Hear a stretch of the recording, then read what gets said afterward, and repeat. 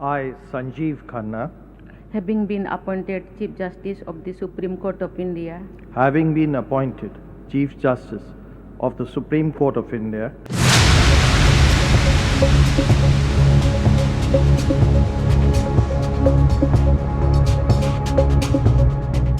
देश के नए चीफ जस्टिस के तौर पर जस्टिस संजीव खन्ना ने शपथ ले ली है। जस्टिस संजीव की शपथ के बाद उनसे और उनके परिवार से जुड़े कई किस्से अचानक सुर्खियों में आ गए हैं। दरअसल जस्टिस संजीव खन्ना भारत के 91वें चीफ जस्टिस हैं और अपने परिवार से पहले शख्स हैं जो चीफ जस्टिस बने हैं। दरअसल उनसे पहले उनके चाचा जस्टिस हंसराज खन्ना भारत के चीफ जस्टिस बनते बनते रह गए थे।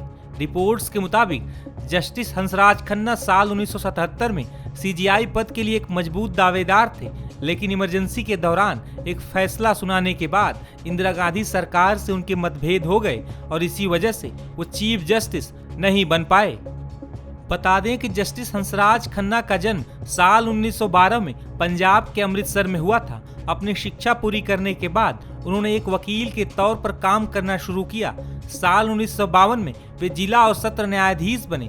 बाद में वे दिल्ली और पंजाब हाई कोर्ट में जज बने और साल 1971 में वो सुप्रीम कोर्ट के जज बने। जब साल 1975 में तत्कालीन इंदिरा गांधी सरकार ने देश में इमरजेंसी लगाई, उस दौरान जस्टिस हंसराज खन्ना ने इंदिरा गांधी सरकार के उस फैसले को गलत ठहराया था जिसमें उन्होंने आपातकाल के दौरान नागरिकों के अधिकारों को कुचला था।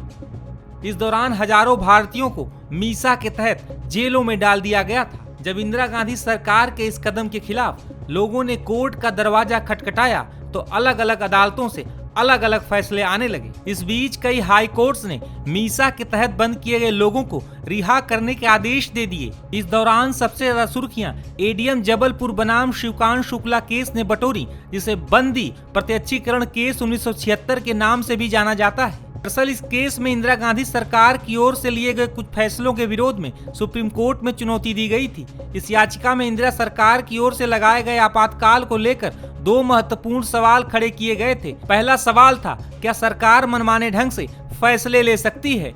दूसरा सवाल था, क्या मौलिक अधिकारों को भी निलंबित किया जा सकता है?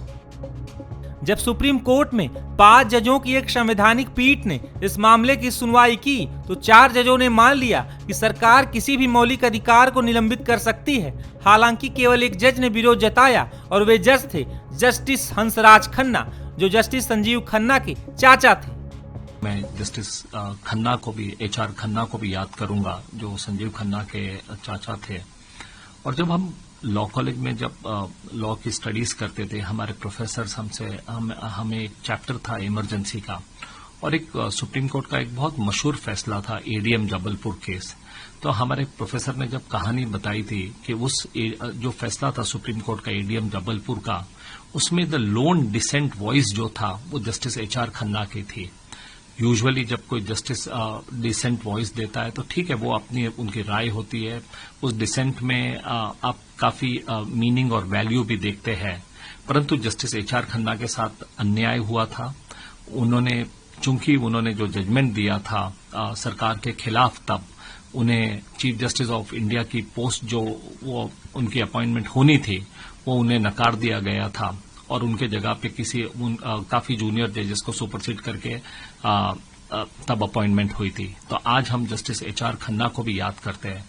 राहुल गांधी जो हमेशा संविधान बचाने की बात करते हैं, तो आज की अपॉइंटमेंट और जब हम जस्टिस एचआर खन्ना के बारे में सोचते हैं तो ये हमें याद दिलाती है कि कांग्रेस का संविधान से कोई लेना देना नहीं है। उन्हें मौका मिलते ही वो संविधान को अपने पांव तले रोंगते हैं।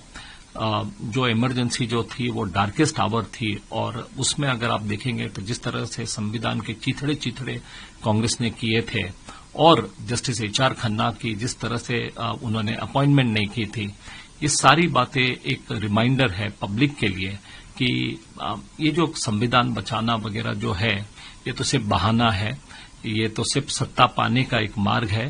कांग्रेस का काम जो है सिर्फ संविधान के चिथड़े करना, और कांग्रेस के लिए संविधान यानी गांधी परिवार है। बता दें कि जस्टिस हंसराज खन्ना साल 1977 में देश के अगले चीफ जस्टिस बनने वाले थे। हालांकि उनकी जगह पर जस्टिस खन्ना से जूनियर रहे जस्टिस एमएच बेग को अगला चीफ जस्टिस बनाया गया। दरअसल न्यायमूर्ति एमएच बेग एडीएम मामले में बहुमत का फैसला देने वाले 4 जजों में से एक थे।